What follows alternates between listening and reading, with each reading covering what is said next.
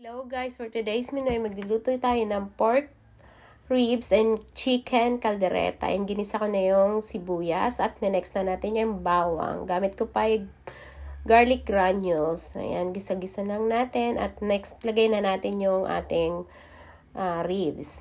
Ayan, kailangan i-pan-seared muna natin ang ating ribs. Lagyan din natin ng cracked pepper. Ayan. At naglagay din ako dyan ng bay leaves. Ayan, halo-haluin lang natin. At pag nag-brown na lahat yung ating pork, next na natin yung chicken, set aside lang natin yung ating pork. At maglagay din tayo ng paminta sa ating chicken.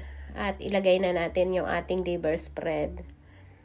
Ayan, lagay na natin at halo-haluin natin yan at lalagay na natin yung ating tomato paste. Ayan, halo-haluin din natin at lalagyan natin siya next ng Sprite. Ayan, ang paluluto natin yung Sprite. At mag-add tayo ng salt at lagay na natin yung patatas na pirito na at carrots at bell pepper. Ayan, halo-haluin lang natin guys. At nag-add din ako ng cheese. Ayan guys, luto na yung ating caldereta. Thank you for watching.